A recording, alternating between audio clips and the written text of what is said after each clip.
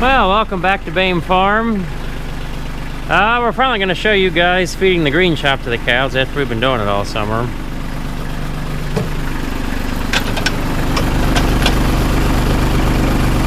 Oh, the joys of a live PTO. It spins nicely, but I must say I'm rather used to the clutch.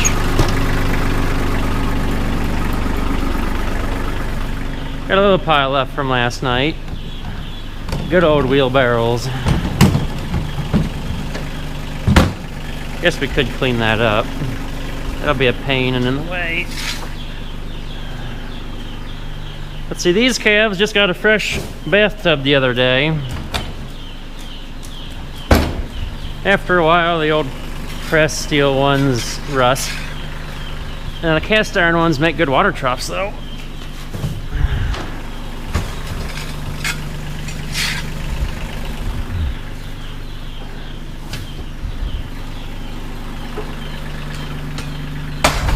That silage fork was hard to find. It's hard to find silage forks anymore. We still fork that whole silo empty when we get to it. No unloader yet.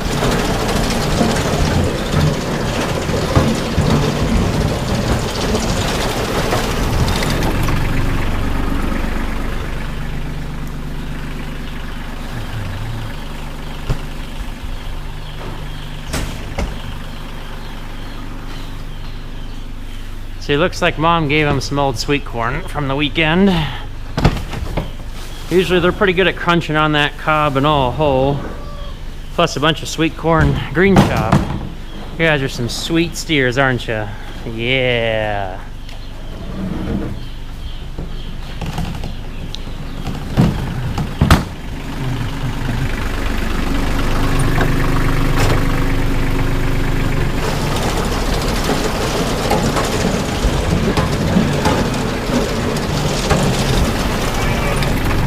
Sometimes I'm lazy and don't really push it in the wheelbarrow and just let it flop in.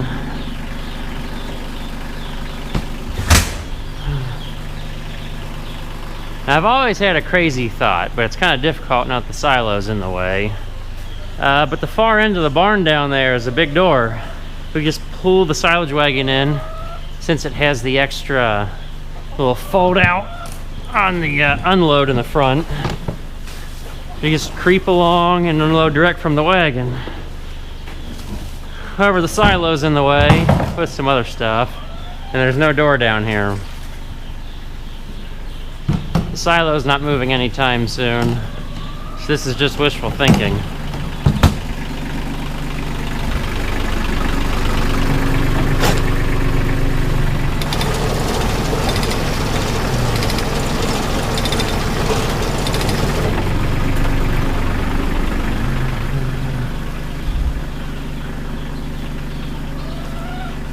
Feeding green chop like this when it's bigger pieces is so much nicer, because when you chop it up real small,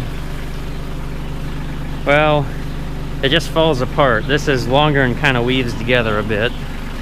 Now the cows might not eat it as easily as the smaller stuff when we're using the big chopper, but as far as unloading it, it's nice. But I know you guys want the small little pieces.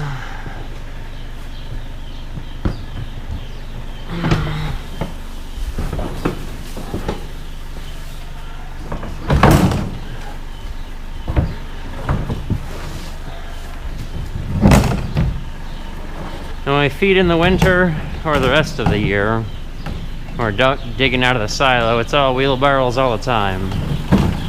So we've got good at finding some sturdy wheelbarrows.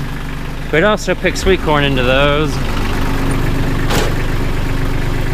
We found them at some place that had a lot of horse supplies.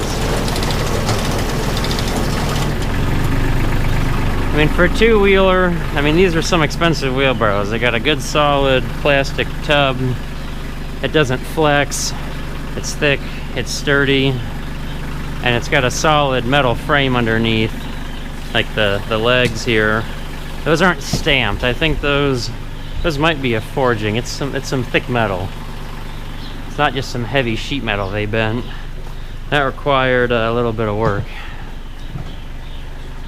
So I can hold it in one hand and it doesn't flex. Some wheelbarrows that are the cheap two-wheelers, they flex real bad when you hold them with one hand. It's usually not a good sign. Now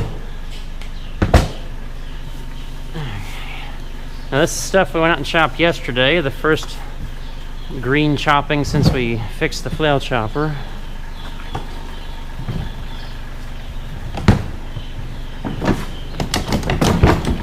There we go. Let's take a look at who made this. Scenic Road Manufacturing, somewhere in Pennsylvania, 10 cubic foot. You guys got enough down here? Now we just load it up. We just fed them hay yesterday. Yeah, they've torn into the bales. That'll last them almost a week. I kind of wish they'd eat it faster right now, because at one of the hay fields that I'm renting, I guess, we'll put it that way, the owners thought they were going to raise grass-fed animals. I think I've told you this story before, and they're not doing animals. They want to do a large market garden. Well, the first year that somebody else had baled it, and they did it on halves, and they've got 80 4x4 round bales that are net wrapped sitting outside. So decided, they said we could have them. So I'm hoping to feed those as fast as possible, because that's a lot of hay. And I don't want it to sit out there another year. But the bales are kind of, they're net wrapped, but they're still kind of falling apart when you go to move them. So that way I can sell some of the other fresh round bales from this year. I just hope they eat it fast, so I don't have to deal with those for more than 1 year. Yeah, you guys like sweet corn. Look at that chomping down, all the sweet corn coming out of your mouth. And don't throw it out. So what do you want? Oh. Some are friendly, some aren't. Most of them, if you give them the chance, they will come up, lick your hands, you can pet them.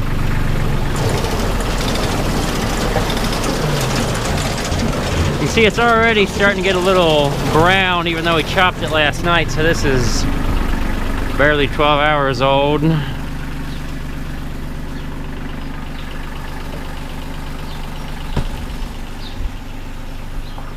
it starts to get a little odor to it.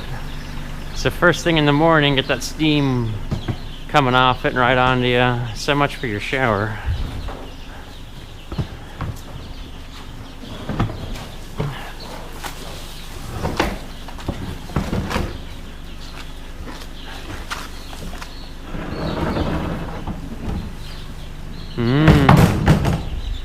Now don't wear your food.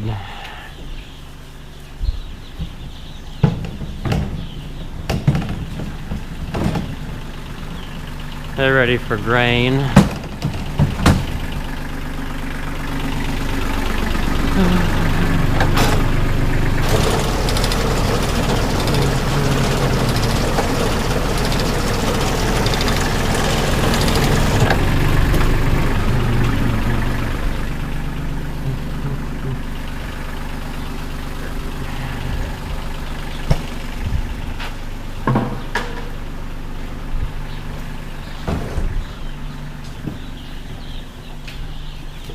Oh, good morning, chicks. Apparently, did you water the chicks? Okay.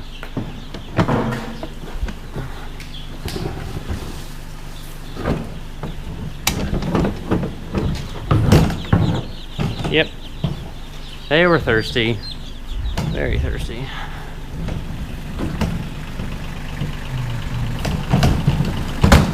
Whew.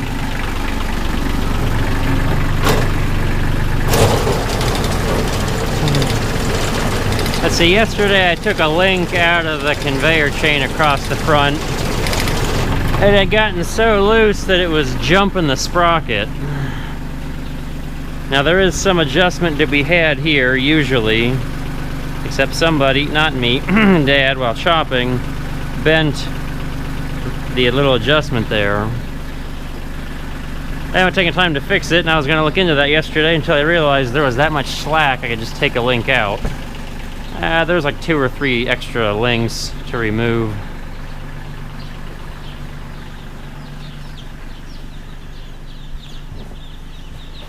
Now the chain in that's, maybe 3 years old.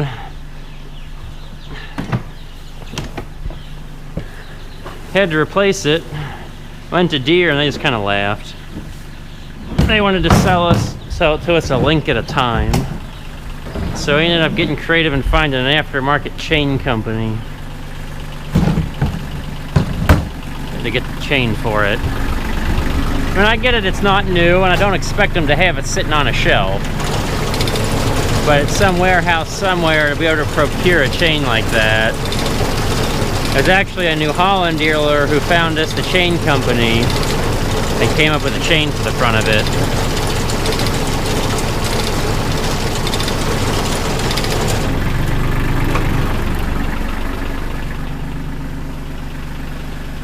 And the stupid thing is, I see these wagons, people try to sell them for $1,500, $2,000. Like, I don't see why. Can't get parts for them. I got green paint, woo. You guys ready for your last dump here in the corner? Alright. Knock the hose out.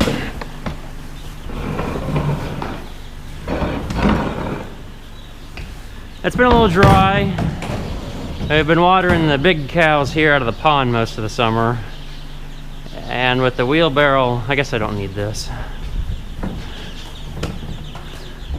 I gotta wheelbarrow some water to the other cows. That's the good one or the bad one? No, that's the good one because it's got the newer tires. That one's leaking real bad.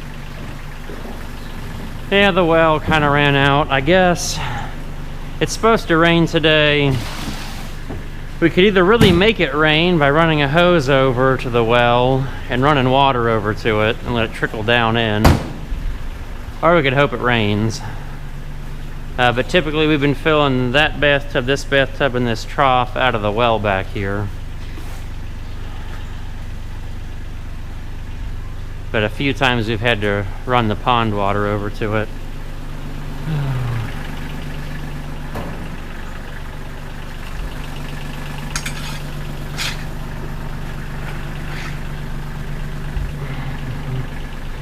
Give these guys a few more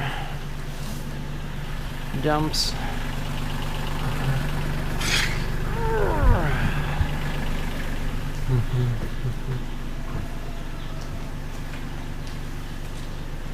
You guys gonna eat that much? Hopefully.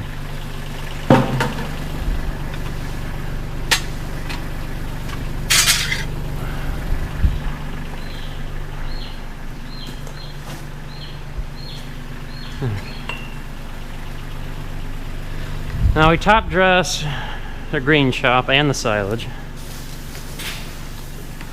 With about a 12% grain mix. We got our own roasted soybeans in here, our own corn.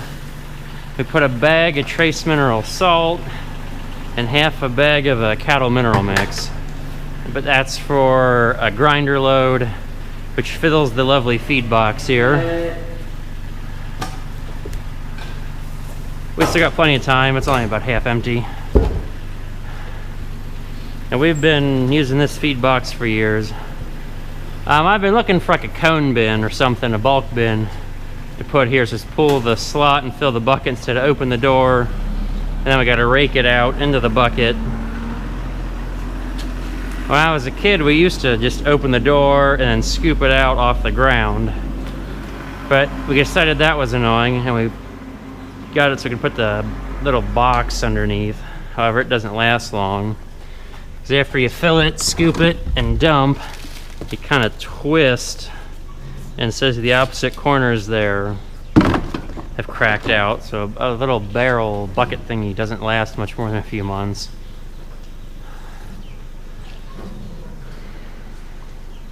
So it's fairly simple, free choice hay all the time. Whatever greenery you can scrounge up. I guess I could clean the floor while I'm talking. Where'd I go? Here it is. We'll throw a little bit out. I'll miss a little bit. There's a lot of hay on the ground. We were feeding hay for a couple days because we didn't have any chopper working. Forgotten chop. The hose always drags the mess around. But the cows like my hay, so that's a good sign for selling it. Of course, I don't know if you tell a horse person that the cows like the hay, if that's always good enough for them, though.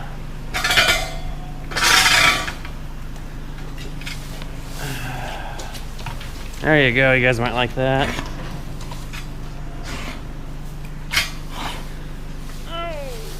Well, I think that's the skinny of it for feeding the cattle. Gotta remember to check our wheelbarrow of water to transfer. As far as exact ration, we've got 3 8-foot concrete bunks. So I guess for each 24-foot section, they get 2 5-gallon buckets of grain. We got our small pen. The next biggest is at the very end.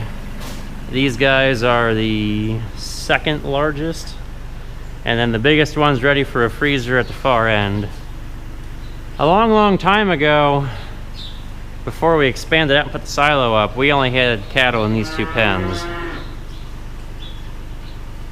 And then we expanded over, made that pen, and then finally we got so many cattle that we cleaned out the rest of the barn. We used to park the combine about where Brad's standing. And we had a few other things. The corn picker was back in there. A bunch of junk that Dad picked up at auctions, like some of it was milking parlor stuff. A lot of stuff like bathtubs and toilets for some reason. We had a bunch of those. Had the corn planter parked in the back where the hay feeder is, and the hay mower was on the other corner. Then once got so many cattle, that led Rise to the hoop barn outside to put a lot of the harvest equipment in. We did build this pen to be removable. This post should pull out of the ground. It's just sitting in PVC. We should be able to pull it. This whole front fence is held in mostly by the water trough and the post. We pull it and we can have this whole center section of the barn back. We've kept in good supply of calves not to do that. You can kind of see the difference.